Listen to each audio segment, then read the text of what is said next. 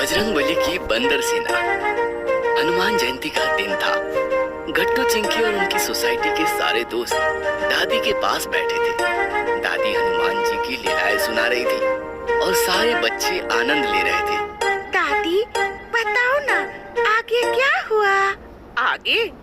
अरे आगे क्या नहीं हुआ।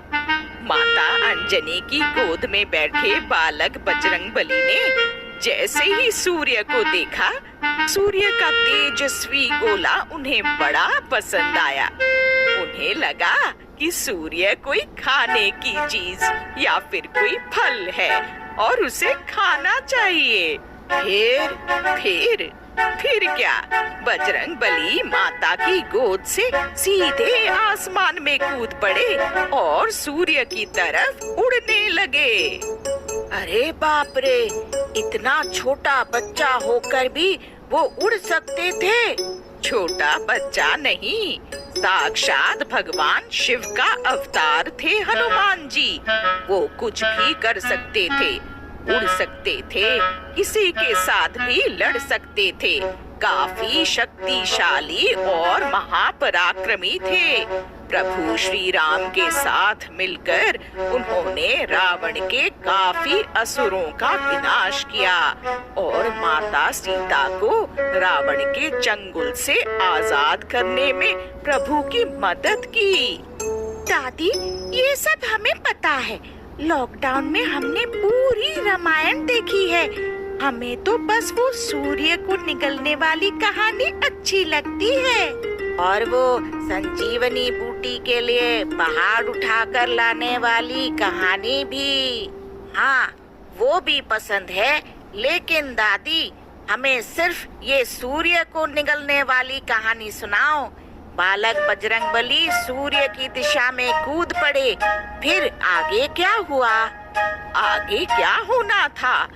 बालक बजरंगबली तेजी से सूर्य की ओर बढ़ने लगे तो पूरे देवलोक में हाहाकार मच गया।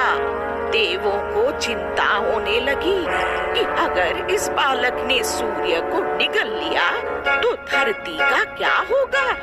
पूरी धरती घोर अंधकार में डूब जाएगी और सारी जीव सृष्टि खतरे में आ जाएगी। फिर क्या? सारे देवताओं ने देवराज इंद्र को ये बात बताई और देवराज इंद्र भी चिंतित हो गए कि इस बालक को कैसे रोका जाए। माता अंजनी भी चिंतित थी कि अब मेरे लाल का क्या होगा। और बालक बजरंगबली वो तो उधर सूर्य के पास पहुंच चुके थे।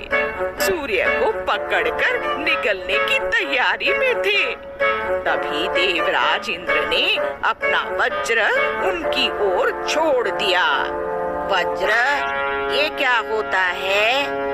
वज्र देवराज इंद्र का हथियार था। जैसे भगवान श्री कृष्ण का सुदर्शन चक्र था, ठीक वैसे ही देवराज का वज्र था।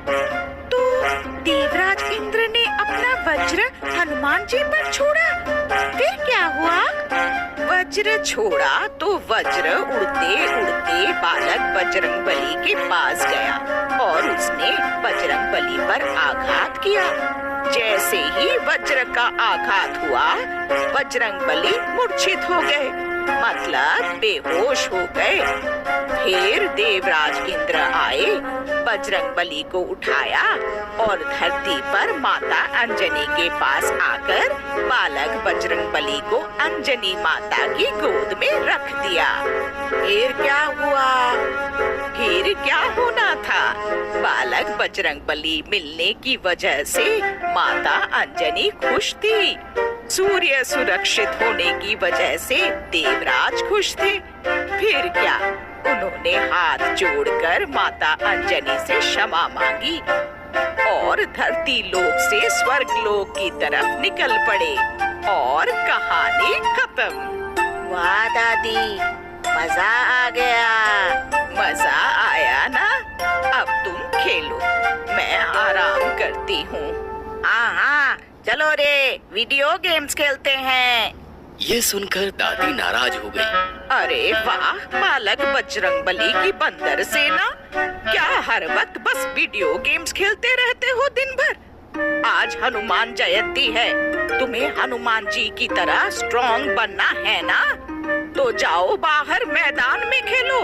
हनुमान जी तुम्हारी तरह वीडियो गेम्स नहीं खेलते थे, इसीलिए वो स्ट्रॉन्ग थे, पता है? ये सुनकर गट्टू बोला, हाँ दादी, हमें भी बजरंगबली की तरह स्ट्रॉन्ग बनना है। हम अभी नीचे जाकर मैदान में खेलते हैं। ए, चलो रे। ऐसा कहकर बंदर सेना भागते भागते बाहर गई और दादी भी अपने कमरे की तरफ निकल पड़ी। बच्चे सोसाइटी के ग्राउंड में परेशान होकर सोच रहे थे कि अब क्या खेला जाए। हॉकी खेले? नहीं यार, आज हनुमान जयंती है, हनुमान जी की तरह ही कुछ साहसी खेल खेलते हैं। तो फिर रामायण खेलते हैं। हाँ, ये अच्छा आइडिया है। हम रामायण की तरह युद्ध करेंगे। आधे लोग प्रभु श्री राम की सेना और आधे लोग रावण की सेना बनकर गदा युद्ध खेलेंगे। लेकिन हमारे पास गदा तो है ही नहीं। गदा नहीं तो क्या हुआ, हॉकी स्टिक है ना, हॉकी स्टिक को ही गदा बनाते हैं। हाँ, बजरंगबली गदा युद्ध करते थे, हम हॉकी युद्ध करेंगे। लेकिन इस हॉकी युद्ध से अपने प्रतिद्वंदी को कोई नुकसान न हो, इस बात का ख्याल रखना, क्योंकि हमें रामलीला की तरह युद्ध की बस एक्टिंग करनी है, सच में युद्ध नहीं करना।